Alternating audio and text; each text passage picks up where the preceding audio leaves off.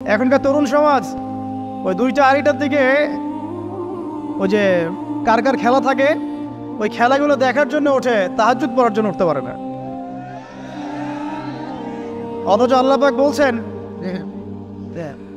পাক বলছেন কি যে শেষ রাতে আল্লাহ পাক প্রথম আসমানে নেমে আসেন এবং আহ্বান করেন, কে আছো আমার কাছে কিছু চাইবে আমি দিব, কে আছো আমার কাছে রিজিক চাইবে দিব, কে আছো আমাকে ডাকবে আমি তোমার ডাকে সাড়া দিব, কে আছো আমার কাছে ক্ষমা চাইবে আমি তোকে ক্ষমা করে দিই।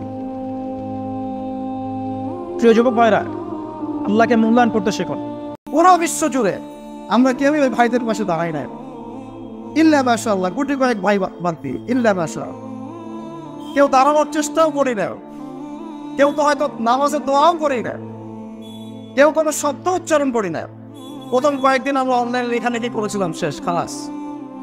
অথচ আজকের ঈদের খুশির দিন ওই মজলুম ভাইদের জন্য, আজকে ঈদের খুশির দিন তাদের জন্য। কারণ ওই অবস্থাতেও তারা 30টা রোজা রেখেছে, সাহারি না পেয়েও খাস দিয়ে সাহারি করেছে, ইফতার না পেয়েও পানি দিয়ে ইফতার করেছে। আজকের ঈদের খুশির দিন তাদের জন্য, আমার জন্য না, আমাদের জন্য না।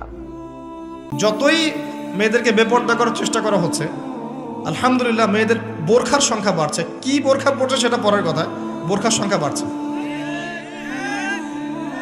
এরপরে যারা পড়ছে ওদেরকে আমরা রিকোয়েস্ট করব যে ডিজিটাল বোরখাটা ছেড়ে দেন, যেটা যেটা পরে আপনার দেহের কাঠামো বোঝা যায় এটা ছেড়ে দেন। ছেড়ে দিয়ে এমন একটা বোরখা বানান যেটা ঢিলে ঢালা, যেটা পরলে আপনার দেহের কাঠামো বোঝা যায় না। উৎসাহিত করেন, যেহেতু তারা পড়েছে, সেলোয়ার কামিজ থেকে এই বোরখা এসেছে, ইনশাল্লাহ এই বোরখা থেকে খাস পর্দাও যাবে ইনশাল্লাহ। উৎসাহিত করা উচিত। এখন অনেক মানুষ দেখবেন বেদাত নিয়ে কথা বলে একদম ফেনা বের করে ফেলছে। অর্থনৈতিক সেকশনের বেদাত চোখে পড়ে নাই। এখন বলতে পারে এটা তো দুনিয়াবি বিষয়।